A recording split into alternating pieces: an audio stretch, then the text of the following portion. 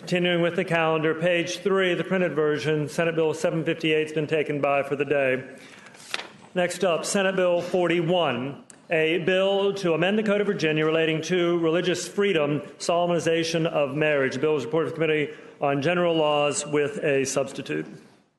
Gentleman Shenandoah, Mr. Gilbert. Thank you, Mr. Speaker. I move the committee substitute. Questions on adoption of the committee substitutes. Those in favor of that motion will say aye. Aye. Those opposed, no.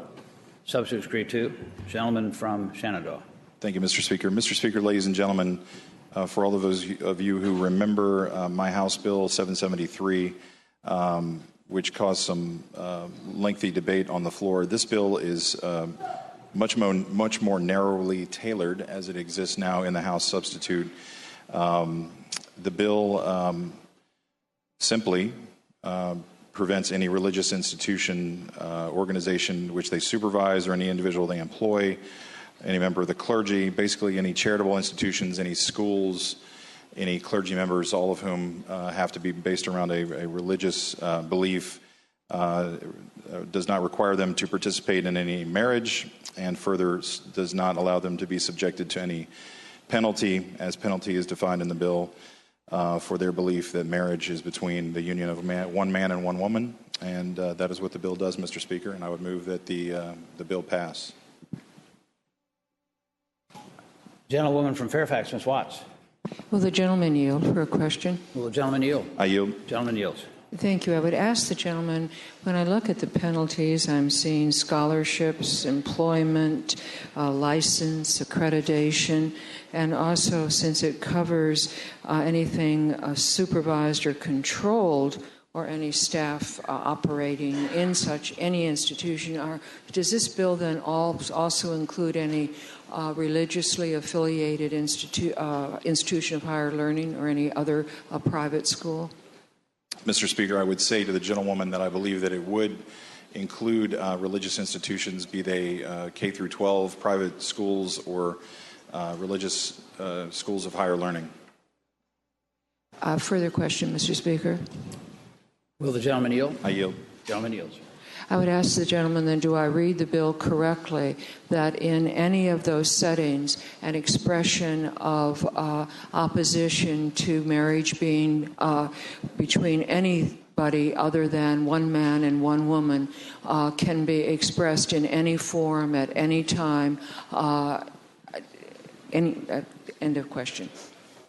Mr. Speaker, I'd answer the gentlewoman that this doesn't have to do with expression as much as it does with the ability of the state to penalize an institution or individuals working in that institution for having those beliefs.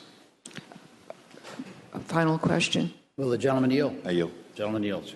So if I interpret these answers correctly, would then an educational institution who has as part of its admissions policy that conformance to this belief is what the moral convictions, religious convictions of this institution are, and you must conform to that policy, and they would use that as a basis of non-admission to the policy, is the result of this bill then saying that this could not affect in any way grants to that institution by the state or scholarships or accreditation?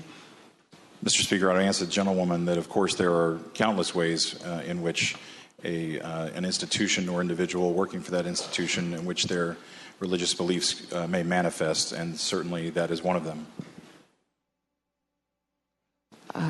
If I may, Mr. Chairman, Mr. Speaker, then I assume the answer to my question was yes, it could. Are you asking another question? A question mark. I want clarity on this important bill. The gentleman yield for an additional question. I will yield. The additional question then is, I assume then the answer to the question that I had asked previously was that yes, you could, that an educational institution can make as a condition of admissions to that institution a shared belief that a marriage should only be between a man and a woman, and you could deny admissions and there would be absolutely no penalty allowed as far as accreditation of that institution, scholarships, or grants? Mr. Speaker, I would answer the gentlewoman, since she didn't appear to understand my answer previously, that of course that is correct. That is the whole point, that religious institutions have these deeply held religious beliefs, that they do mean something to these religious institutions, just as has been contemplated throughout our history, that we respect those beliefs. And yes, indeed, as I used the example on the floor previously, we have tuition assistance grants that go to places like Liberty University. Liberty University is very clear about things like its housing policy, that they do not allow certain circumstances to exist in their housing policy.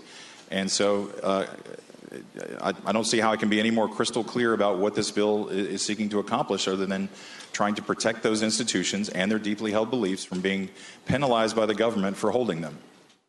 I thank the gentleman for the clarity. The gentleman from Fairfax, Mr. Simon. Mr. Speaker, speaking to the bill? Speaking to the bill? The gentleman has the floor. Mr. Speaker, this is the problem with the bill. The problem with the bill is as the gentleman from Shenandoah just admitted, this is about protecting one specific religious belief. All right? And I understand why you had to do that, and I understand why this bill got narrower. You know, this is sort of a mashup of the bill we had in the House before. We kind of moved it around. We called it, a definition of a penalty, and then said you can't do a penalty instead of saying you can't do all these things. But it's basically the same bill. We just rearranged it, and we did it a little bit differently. And we took out the stuff about premarital sex and things like that, so that we really got it down to just one specific religious belief. And the problem with that is a form of establishment, right? We are establishing a state religion. We are saying that we're going to prefer this specific set of beliefs above all others. We're not going to give this same protection to people that believe, for instance, that people of the same sex can marry, right? My rabbi does marriages between same-sex couples. There's no protection for that. Right? There are all kinds of religious beliefs we could choose to protect. But when we say there's one specific religious belief that is so much more important than any other person's religious belief that we're going to give it specific protection, that is a violation of the Establishment Clause. You can't do that. And I don't want to quote the case law here to the body, but that's the real problem with this. And the reason you guys had to narrow this is because, look, nobody's saying that any pastor should have to marry anybody they don't want to, right? That's never been the case. There are Catholic priests that won't marry people that are divorced. There are rabbis that won't marry people that are interfaith couples. There are people that won't marry people after sundown on Friday nights. And nobody's ever tried to make those people marry anybody they didn't want to. But you had to narrow this because if you got any broader, you'd find that there are sincerely held religious beliefs that have been used as the basis for all kinds of discrimination in the past. People sincerely believe that people of the different races shouldn't be allowed to marry. So you had to get in here and you had to narrow it. You had to say, well, we don't mean that. We only mean if they believe that marriage is between one man and one woman. That's the specific belief that we're going to try and protect here. And that is unfortunately the flaw with the bill.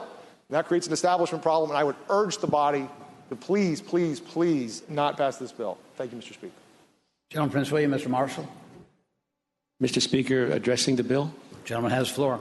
I would suggest that the Establishment Clause refers to funding such an institution directly with public money for the support and practice and implementation of those things. Now, as far as I know, there's no money that is going this way. At least that's what Jefferson thought the Establishment Clause and Madison thought the Establishment Clause was. What's very curious here is that opposition to this bill comes from an effort to want to excise out from the public square individuals who accept and practice only what marriage was understood for millennia, and to impose a penalty such as removal of a tax status, or saying that you're ineligible for a grant, or maybe even a school would be ineligible to satisfy the compulsory school attendance laws because they teach that only a man can marry a woman.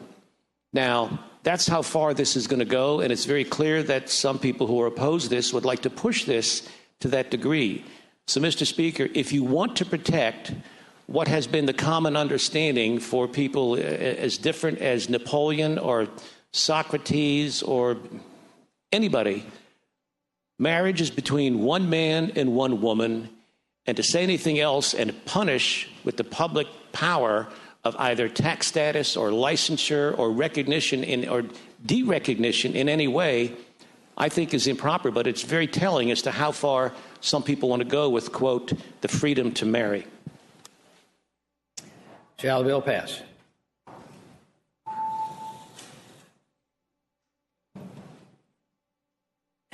Clerk will close the roll. Ayes 59, noes 38. Ayes 59, noes 38. The bill is passed.